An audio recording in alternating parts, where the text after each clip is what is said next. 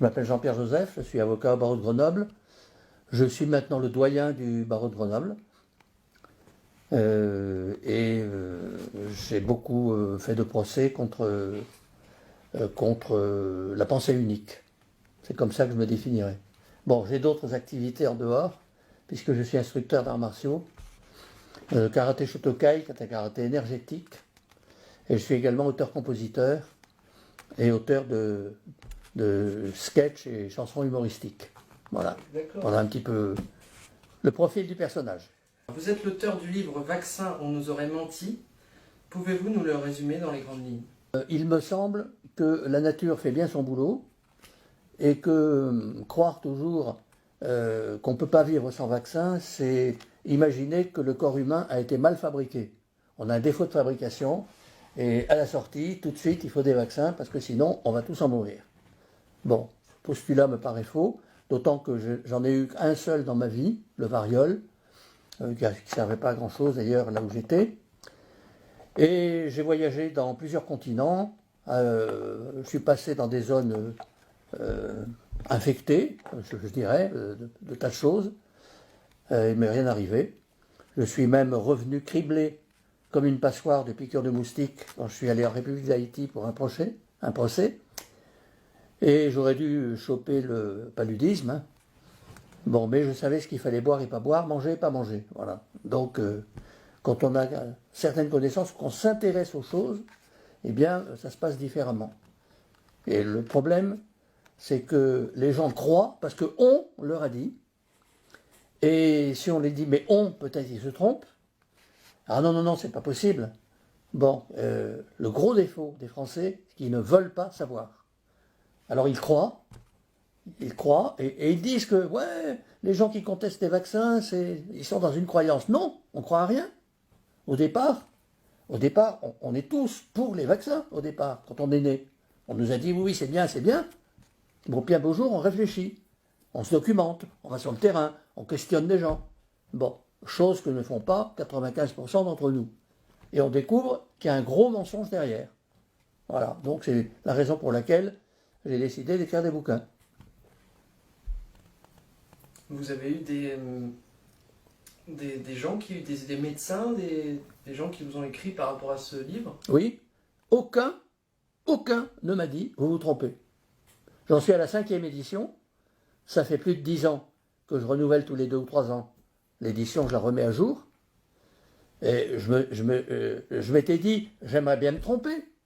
Parce que c'est rassurant de se tromper. On se dit, ah ben, il suffit de se vacciner, on risque rien. Bon, malheureusement, les seuls médecins qui m'ont écrit, ils sont nombreux, ils m'ont dit, mais je suis de tout cœur avec vous. Moi, je ne peux pas le dire parce qu'il y a le Conseil de l'Ordre. Mais vous avez entièrement raison. C'est dingue. Alors, les seules fois où je me suis accroché, mais c'était publiquement, c'est sur des plateaux de télé, ou c'est sur des télés internet, avec certains grands pontes qui, on le sait, ont d'énormes liens d'intérêt avec des labos, hein, et qui disent si, il faut vacciner, etc. Ça a été le cas, par exemple, d'un certain professeur, à qui c'est à lui qui m'a dit mais le vaccin contre la polio, c'est très bien, moi je l'ai fait, j'ai pas eu la polio. Alors j'ai dit, mais moi aussi, j'ai été vacciné contre toutes les maladies, mais pas avec les produits chimiques que vous préconisez, qui nous rendent malades, mais moi avec quelque chose de très naturel, que je prends régulièrement, c'est la choucroute alsacienne. Bon, j'en prends régulièrement, et je déduis comme vous, puisque je n'attrape aucune maladie, c'est donc la choucroute qui me vaccine. Voilà, je fais le même raisonnement. Bon, il n'a pas aimé, hein. Ouais, je comprends, ouais. Moi j'adore la choucroute alsacienne. Alors, on va parler des adjuvants aluminiques. Pourquoi ils posent problème, ces adjuvants qui sont utilisés comme un prétendu un stimulant immunitaire? Les sels d'aluminium, selon le professeur Gherardi, sont neurotoxiques, peuvent migrer dans le cerveau. Et pourquoi alors aujourd'hui on en retrouve encore dans nos vaccins? Dans les médicaments, l'aluminium a été retiré, sur d'ailleurs conseil de l'AFSAPS qui est devenu l'ANSES. On les a retirés également des produits cosmétiques. On a dit ça fait pas, c'est pas bien, sur la peau, c'est pas génial. Bon, on les a retirés de tous les produits pour les enfants, les pâtes à modeler, etc.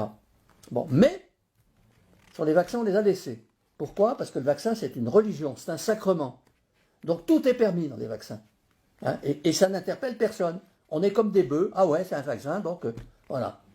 Et après tout, quand les gens communient à l'église, ils ne demandent pas est-ce que l'hostie est stérilisée, est-ce qu'il y a une date de péremption. Non, on croit. Donc on y va. Ça se passe comme ça. Donc un vaccin, tout est permis. On pourrait mettre de l'huile de vidange, on dirait ah ben c'est un vaccin, c'est normal. C'est hallucinant. Est-ce que vous avez déjà eu gain de cause dans des procès impliquant le lobby vaccinal?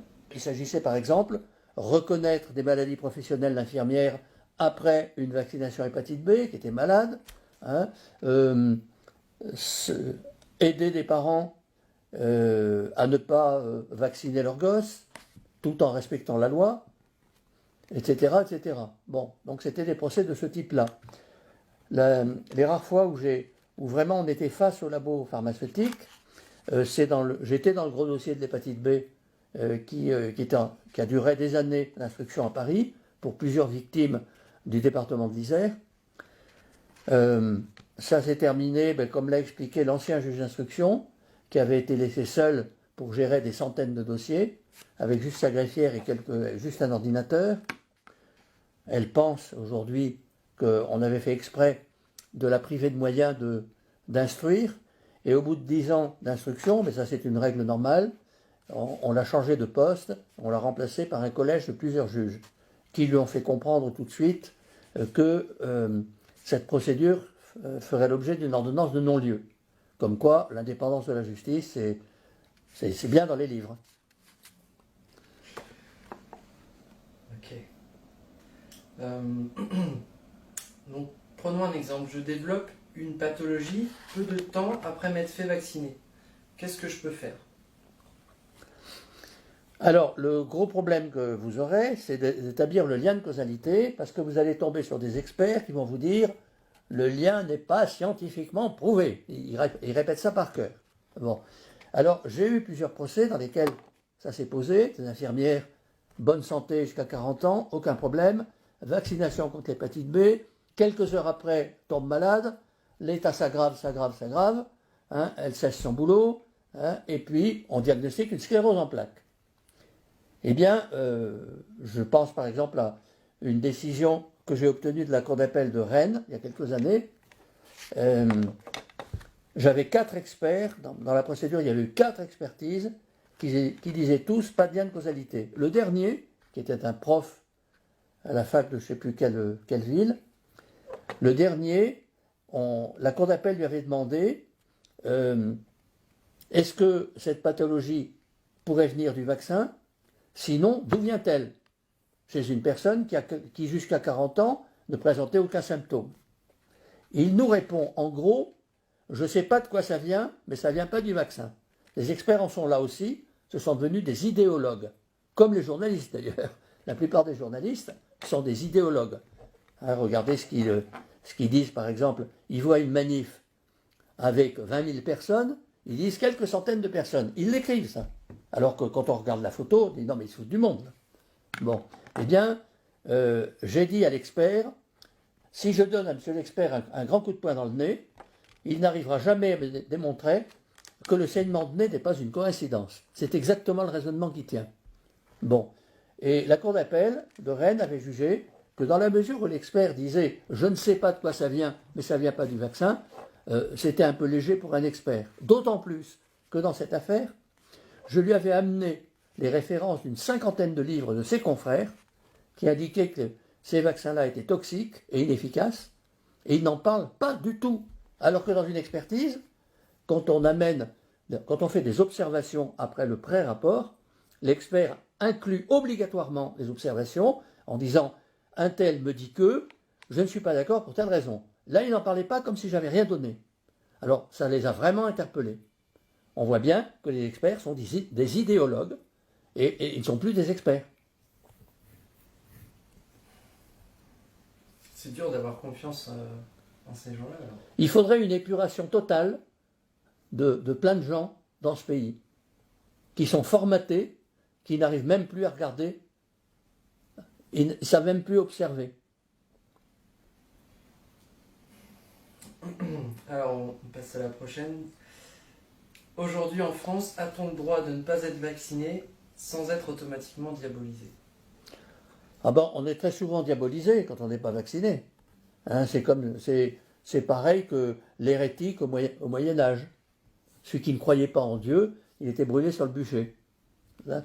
Alors, c'est vrai que quand j'étais gamin, un médecin scolaire m'a dit un jour, dit petit, tu n'as pas de vaccin? J'ai dit non monsieur, tu as le droit de te suicider, mais tu n'as pas le droit de contaminer les autres. Et avec l'accent que j'avais à l'époque, je lui ai répondu, mais comment je peux les contaminer? Ils sont vaccinés. Bon, je me suis pris une paire de claques. Bon, mais les paires de claques à l'époque, on s'en prenait pas mal, c'était pas grave. Mais l'année suivante, ce qui m'a interpellé, c'est que le même médecin, regardant mon dossier, m'a dit tout va bien au suivant. Donc apparemment, il y a des questions et des réflexions qui les dérangent et qui heurtent leur petit ronron quotidien. Donc il y a des questions qui sont dérangeantes et qui, quand on les pose, on n'a jamais de réponse. À qui profite la vaccination de masse? La vaccination de masse, c'est un profit colossal pour les laboratoires pharmaceutiques et également pour tout le système de santé, puisque on sait maintenant par des statistiques dans plein de pays que les enfants non vaccinés sont en meilleure santé, travaillent mieux à l'école, ont de meilleurs résultats, sont moins agressifs, etc. Bon, le non vacciné, ce qui est mon cas, ce qui est le cas de plein d'autres gens, il va rarement chez le médecin. Ça, c'est embêtant pour le système de santé. D'accord, donc c'est une question de gros sous, quoi, encore. Une question Toujours. Ok. Est-ce qu'il est juste de parler de vaccins concernant les entre guillemets vaccins anti-Covid? C'est une sinistre mascarade. On est dans le cadre d'un essai clinique en phase 3. Ça veut dire quoi? Ça veut dire qu'on étudie actuellement qu'est-ce qui se passe chez les gens qui ont reçu cette injection. Ça veut dire aussi qu'on a diffusé dans le public, peut-être, ce qui serait normal, la moitié de flacons qui sont des placebos, puisqu'on est en essai clinique. Et là, on est en train de nous obliger à recevoir une injection dont on ne sait rien, sur les effets secondaires à long terme, en nous disant « Ah, il n'y a pas d'effets secondaires, il n'y a pas de graves effets secondaires. » Eh bien si, il y en a. Le site européen Eudra Vigilance fait état en juillet 2021 de environ 800 000 effets indésirables graves et 19 000 morts. Bon, personne n'en parle. Ce qui montre bien qu'on est dans la religion, qu'on est dans le sacrement. Et si le sacrement y tue, ben tant pis, on y va quand même. Donc à mon avis, ces produits-là ne sont pas des vaccins. C'est une thérapie génique, ce qu'ont dit plein de virologues, français, américains, allemands, espagnols, italiens, etc. Ils le disent tous. Seulement ces gens-là, on ne les voit jamais à la télé, parce que la télé censure ce type d'informations, comme elle censure les morts de ces vaccins, comme elle censure les nombres de militants dans les manifestations, ce qui montre bien que les journalistes sont devenus des idéologues, et plus des journalistes qui essayent d'être neutres et de dire ce qu'ils voient. Ils voient des choses, mais ils commentent de telle façon que ça les arrange eux. On se demande quel jeu ils jouent.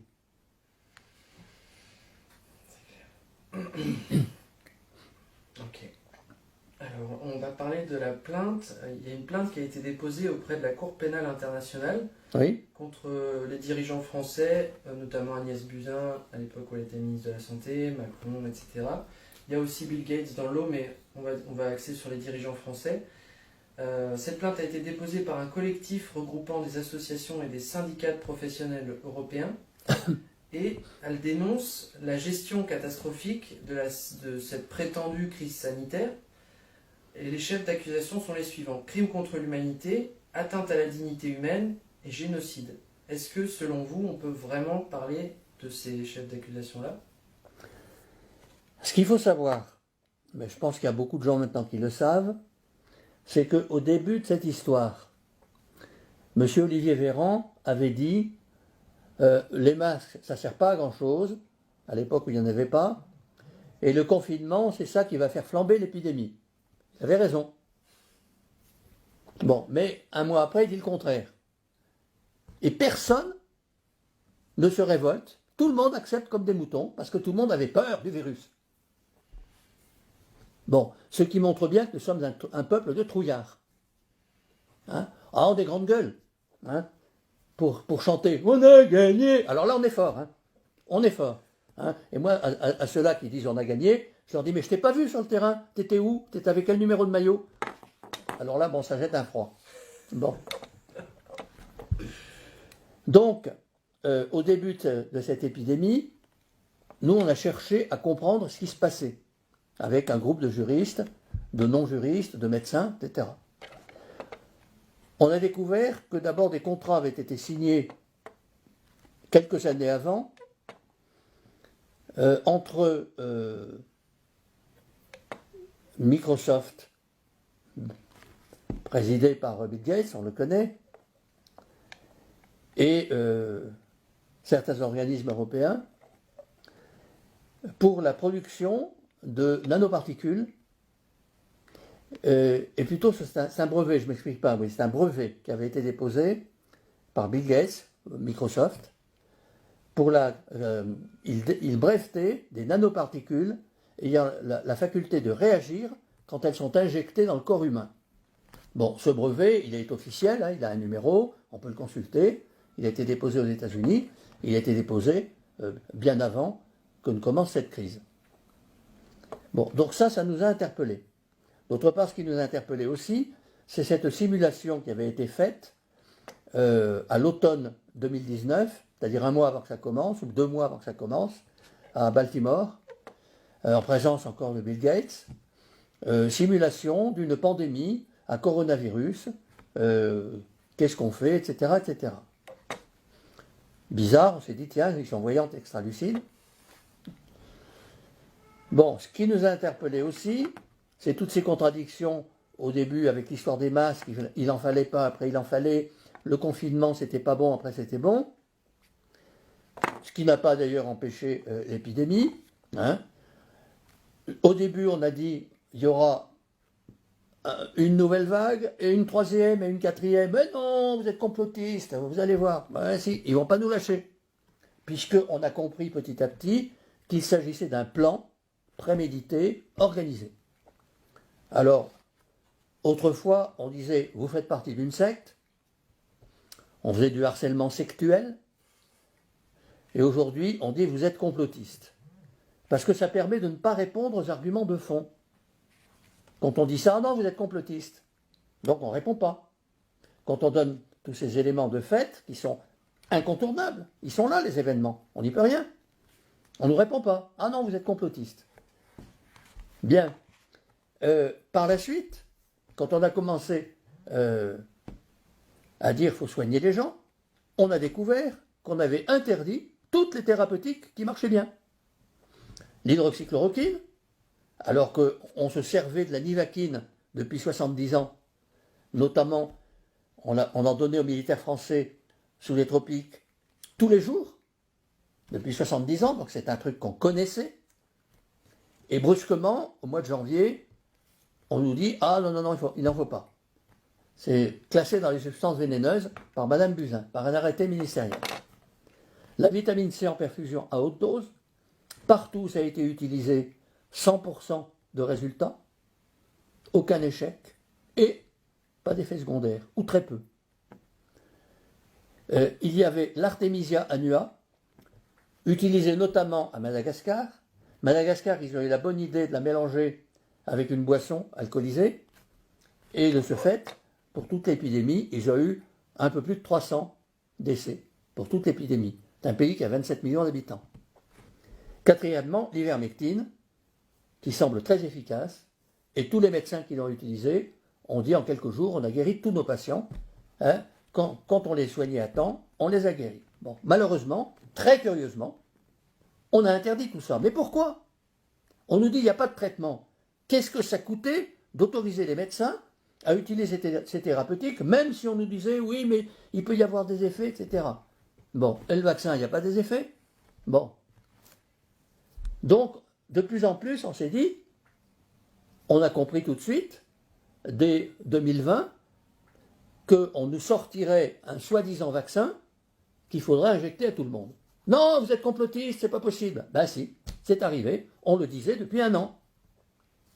Ça n'a pas empêché une deuxième vague, une troisième vague, une quatrième vague, et ça ne s'arrêtera jamais tant qu'on n'arrêtera pas ce processus. Hein, puisque si on n'avait rien fait, ça se serait passé comme à Madagascar, hein, on a de meilleures conditions d'hygiène qu'à Madagascar, il y aurait eu des morts, c'est vrai, comme dans toutes les épidémies de grippe, mais on n'en parlerait déjà plus. Or là, on va en parler encore pendant des années si on n'arrête pas ce processus. Et donc, on a découvert aussi que les contrats qui avaient été signés entre les laboratoires pharmaceutiques et la Commission européenne, eh bien, ils prévoyaient d'abord une exclusion de responsabilité. Donc le laboratoire n'est pas responsable, même si vous en mourrez. C'est pas moi, c'est le voisin. Et les parties reconnaissent qu'on ne sait rien de l'efficacité et de la dangerosité du produit. Ah, il y a une clause spéciale sur les contrats. Bon, donc, ça, ce sont des faits. Nous, on se contente de donner les faits. Donc, on avait compris que l'opération consistait à faire croire qu'il n'y avait pas de traitement et qu'il faudrait s'injecter. Et on continue de nous le dire, il n'y a pas de traitement. Pourquoi? Parce que s'agissant d'une phase expérimentale, s'il y avait un traitement, on n'aurait pas le droit de l'imposer. On ne pourrait pas, puisqu'il y a un traitement. Même un vaccin classique, puisqu'il y a un traitement, eh bien, on ne l'utilise pas puisqu'on peut soigner. Seulement voilà, pour obliger les gens à s'injecter ce produit ou ces produits, eh bien, on a fait croire qu'il n'y avait pas de traitement possible. Et tous les médecins qui ont utilisé ces traitements, qui ont été dénoncés, ont eu des problèmes avec les conseils de l'ordre. C'est la raison pour laquelle, demain, je dépose une plainte au nom de plusieurs médecins, ils sont plusieurs dizaines, contre le président du Conseil de l'Ordre national de Paris, pour complicité d'assassinat en gros, hein, puisque quand vous regardez quelqu'un se noyer dans une piscine, vous ne bougez pas. C'est une omission de porter secours. Par contre, si vous vous mettez en travers des pompiers et avec une barre de fer en disant personne n'approche, laissez-le se noyer, alors là, ça devient criminel. Et c'est exactement ce qu'ils ont fait. Donc pour vous, on peut vraiment parler d'un génocide, hein. Ben, je ne vois pas comment qualifier les choses autrement quand on a toutes ces informations. C'est un génocide.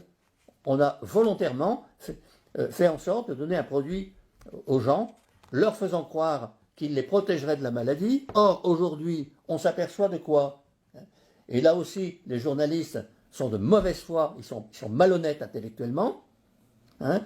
Ils ont bien vu qu'en Angleterre, dès qu'on a commencé à vacciner, est apparu le variant anglais. Bon, personne ne fait la relation. C'est incroyable. Soit ils sont complètement idiots, soit ils le font exprès. Bon, en Inde, c'était la même chose. On commence à vacciner, variant indien. Bon, ça paraît clair. Israël, ils ont dit « Ah, bravo, on a vacciné presque toute la population ». N'empêche que la courbe de décès est en train de monter de manière spectaculaire. On se rend compte que 50% des gens diagnostiqués Covid sont vaccinés. Bon, personne ne dit rien. Ah, c'est très dérangeant cette histoire. Bon, et on continue. Alors évidemment, comme ça ne protège pas du Covid et que ça donne la maladie, comme beaucoup de vaccinations antérieures, eh bien, on continue. On ne le dit pas, mais c'est pas nouveau. Cette histoire n'est pas nouvelle, puisque Sylvie Simon et de nombreux autres auteurs avaient bien écrit qu'en 1918, les Américains avaient constaté qu'aux Philippines, il y avait depuis 20 ans une épidémie en permanence de variole. Elle concernait 11% de la population depuis 20 ans. Ils ont donc vacciné en masse. Et le taux est monté à 65%. Et ils ont fait la même erreur. Alors à l'époque, ce n'était pas intentionnel, parce qu'ils ne savaient pas. Hein.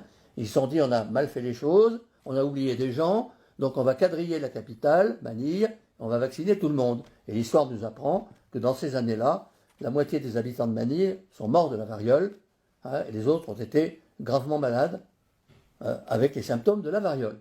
Bon, on aurait dû s'arrêter là.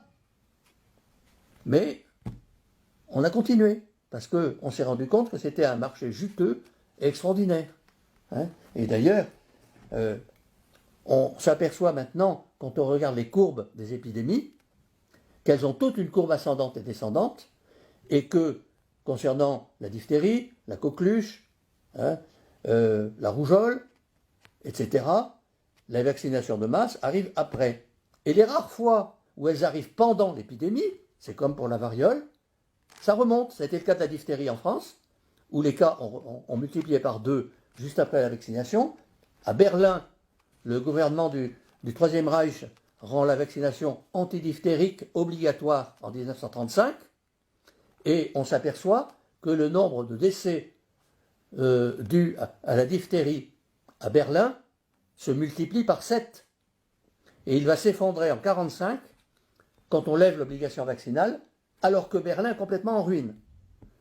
Mais tout ça devrait faire réfléchir. Mais quand on est dans une religion, complètement abrutie par les « on m'a dit que », eh bien, on ne réfléchit plus. C'est le cas actuellement des Français qui courent à l'abattoir en ne réfléchissant plus du tout. Et la polio, c'était la même chose en France, hein, puisque après la première vaccination anti-polio, on est passé de 1200 à 4000 cas officiellement déclarés. Voilà, donc tout ça devrait... Mais personne ne réfléchit.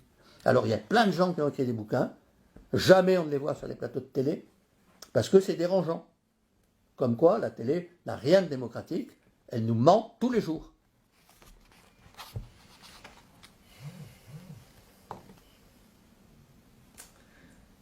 J'allais vous poser la question, conseilleriez-vous à une personne de se faire vacciner? Je fais la réponse. Alors, la réponse, moi je ne conseille rien.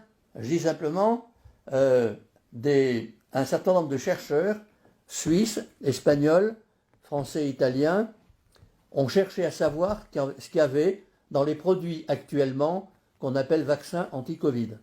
Et ils ont découvert qu'il y avait un produit hautement toxique là-dedans, qui est l'oxyde de graphène. On va regretter l'aluminium. Hein. Bon, l'oxyde de graphène, quel est son intérêt? Eh bien, c'est l'alliage le plus conducteur qu'on connaisse. C'est-à-dire, c'est lui qui réagit le mieux aux ondes électromagnétiques. C'est intéressant, n'est-ce pas? Quel hasard! Donc, que s'est-il passé à Wuhan? On a tous vu les images de gens qui tombaient, qui mouraient dans la rue. Bon, ils avaient respiré, parce qu'il y en a aussi dans les masques bleus, il y a des particules d'oxyde de graphène. On les a fait analyser, et les laboratoires nous ont dit, oui, il y a des particules, des nanoparticules, donc invisibles à l'œil nu évidemment, puisque nanoparticules, c'est le millionième de millimètre, donc ça ne se voit qu'au microscope électronique. Donc quand on respire ça dans les poumons d'abord, ça ne fait pas du bien, hein, et ensuite, quand c'est injecté dans le corps, eh bien, vous réagissez aux ondes électromagnétiques. Or, Wuhan, au même moment, devenait un modèle mondial d'activation de la 5G. On a activé la 5G, et pan, ils tombaient comme des mouches. Voilà. On a dit, oh, vous êtes complotiste, c'est une coïncidence. Ah bon, je veux bien, c'est une coïncidence. C'est ce qu'on disait aux gens qui s'électrocutaient quand on ne comprenait pas l'électricité autrefois, au 19e siècle. Oh, vous êtes des illuminés, hein, vous n'y comprenez rien. Ah, il y a eu une étincelle, il est mort, mais ça n'a rien à voir. Hein. Il a été frappé par un souffle divin qui a entendu. Bon, etc. Exactement le même raisonnement. Bon, donc, l'oxyde de graphène, voilà ce que vous respirez dans les masques, voilà ce que vous prenez quand vous vous faites tester PCR, hein, puisqu'il y en a également sur les petits bâtonnets. Quelques petites nanoparticules intéressantes, respirez-les bien, hein, comme ça vous aurez votre drogue pour la journée. C'est très bien. Hein. Et dans ces soi-disant vaccins, eh ben, il y en a pas mal à forte dose. C'est pour ça d'ailleurs que certains ont remarqué que juste après l'injection, pendant quelques heures, il y a des choses aimantées. Hein. Vous mettez un objet métallique, il reste aimanté. Bon, il ne reste pas longtemps, hein, le temps que ça se diffuse dans le corps, après, il ne sera plus aimanté. Mais c'est quand même intéressant à savoir. Je ne connaissais pas l'oxyde de graphène. Ok. Donc voilà, je voulais vous demander, le pass sanitaire est-il légal? Moi, j'appelle ça un pass suicidaire. Alors, il sera peut-être légal en ce sens qu'il sera autorisé par la loi, mais il est contraire à toutes les conventions internationales qu'on a signées, à la Constitution. Et si le Conseil constitutionnel ratifie ce truc-là, eh bien, ça voulait dire qu'il aura lui-même fabriqué les éléments de son inutilité et de sa crédibilité. Donc à partir du moment où il deviendrait légal, on serait officiellement, entre guillemets, dans un état totalitaire à ce moment-là. Mais il y a longtemps qu'on y est. On croit qu'on est en démocratie. Bon, la différence entre les républiques bananières et chez nous, dans une république bananière, on vous dit t'as pas le droit de parler, ferme ta gueule. Bon, ça c'est clair. Ici, on nous dit cause toujours. Je crois que le résultat est le même. Alors, quels sont les moyens d'action pour résister à l'oppression? Il y a plusieurs moyens. Il y a les recours judiciaires qu'on va faire. Et je pense qu'il va s'en faire beaucoup. Il y a la rue. Parce que souvent, la rue, ça permet de faire comprendre à toute une catégorie de citoyens qu'on n'est pas tous d'accord sur tel point. Jusqu'à maintenant, les manifestations se sont bien déroulées. J'espère qu'elles vont continuer comme ça, de manière pacifique, mais en montrant notre détermination et le nombre qu'on est. Et puis, à long terme, on s'apercevra que ce pass ne peut pas tenir. Tous les gens qui sont non injectés, je dirais pas vaccinés, parce que pour moi, ce n'est pas un vaccin, tous ces gens qui ne sont pas injectés, qui n'ont pas envie de le faire, eh bien, ça fera tous ces gens en moins dans les bars et restaurants, ils n'iront plus, mais tant pis, on n'ira plus. Et on vivra autrement, on fera des pique-niques, des trucs comme ça, c'est tout. Et ça ne pourra pas tenir non plus parce que de toute façon, je vois mal les forces de police et de gendarmerie contrôler tous les bars et restaurants de France pour savoir si un tel, s'il a bien son pass, etc. C'est ingérable. Les gérants eux-mêmes, ils ne pourront pas tenir non plus, parce que le mec qui s'assoit à une terrasse, hein, vous avez votre passe sanitaire, ah non, mais il se relève, il s'en va, hein, vous arrivez à 10, vous sortez d'une réunion, un truc comme ça, vous avez votre passe, non, ben les 10 ils s'en vont, bon, ça va foutre un bordel pas possible, hein, ce ne sera pas gérable non plus. Le grand tort de tout ça, c'est la pensée unique. Dans tous les thèmes de santé publique, on voit toujours les mêmes, ou bien quelquefois, on en prend un contre, tout seul, qui va être contre 9 autres, et chacun aura le même temps de parole. Bon, ça se passe toujours comme ça. Les grands médias fabriquent eux-mêmes l'antidémocratie. Parce que s'ils étaient honnêtes, et ils sont hautement malhonnêtes, dans un débat de ce genre, sur ce thème-là, il y aurait 5 pour, 5 contre. Et jamais on a ça, jamais. Et naturellement, celui qu'on choisit, on choisit exprès quelqu'un qui sait mal s'exprimer, hein, qui se mélange les pinceaux, qui ne connaît pas le truc, parce qu'on les choisit. Hein. Tout comme c'est assez extraordinaire, dans des interviews qu'on voit depuis 1 an, les gens ils sont tous contents. Hein. Il y a presque 30% de la France qui défile, hein, mais on interviewe, ah c'est bien le masque, ah oui, ça nous protège, ah oui le vaccin je suis pour, l'obligation je suis pour. Bon, il n'y en a pas un seul qui vient dire non. Ce qui montre bien que tous ceux qu'on a interviewés et qui disaient non, on ne les a pas diffusés, c'est toujours la même chose.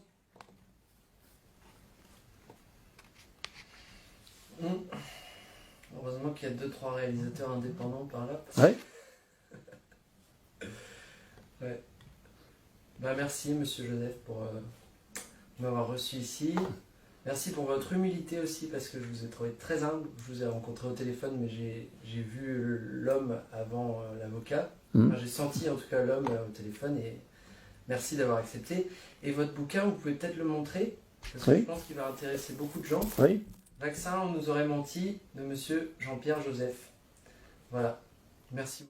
Vous pouvez me soutenir sur ma page Tipeee pour que je puisse continuer à vous délivrer des informations indépendantes et sans conflit d'intérêt. Merci à vous.